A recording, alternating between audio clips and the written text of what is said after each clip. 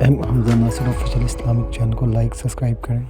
خوش نصیب ہیں جو ماہ سیام کو خوبصورتی کے ساتھ بسر کرتے ہیں، اس کے آنے سے پہلے استقبال کرتے ہیں، گھروں میں صفائی کریں، اہتمام کریں، مساجد میں اہتمام کریں، تاکہ بچوں میں یہ شوق پیدا ہو کہ ماہ سیام آ رہا ہے۔ جب ہم بچے تھے تو ہمارے والدین رمضان المبارک سے قبل ہی رمضان المبارک کی تیاریاں شروع کر دیا کرتے تھے۔ اس وقت گھر میں شربت تیار ہوا کرتے تھے گڑ کے، اور وہ پہلے ہی مائیں گھر میں تیاری کرنا شروع کر دیا کرتی تھی۔ ایک شوق پیدا کرنا مقصود ہوتا ہے۔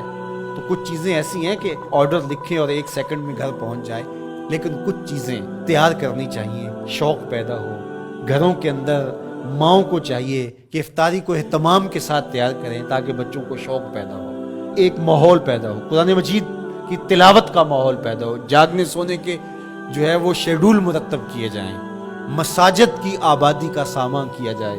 کچھ SOPs کو آپ کو فالو کرنا ہوگا، لیکن مسجدوں کی انشاءاللہ رونقیں بحال رہیں گی، اور صلاۃ التراویح اور سحر و افطار کے لمحے، نوافل، تسبیحات، اذکار، نمازوں میں 5 گانہ حاضریاں، یہ کیسا خوبصورت ماحول ہوتا ہے۔ رحمتیں برس رہی ہوتی ہیں، انوار اتر رہے ہوتے ہیں، اور وہ کیا خوبصورت لمحے ہوتے ہیں اور کیا گھڑیاں ہوتی ہیں۔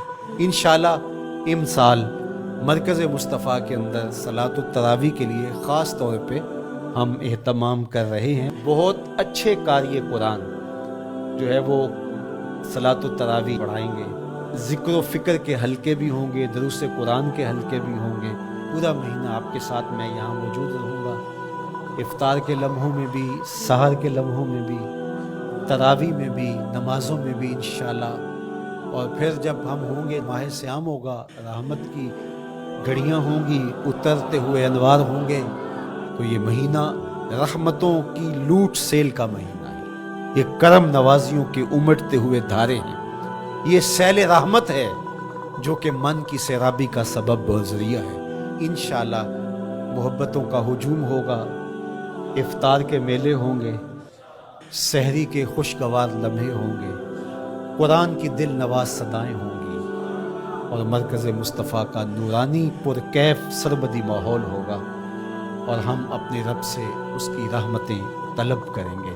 اللہ ہم سب کو اپنی پناہوں کا حصار دے۔ حمزہ ناصر آفیشیل اسلامک چینل کو لائک سبسکرائب کریں۔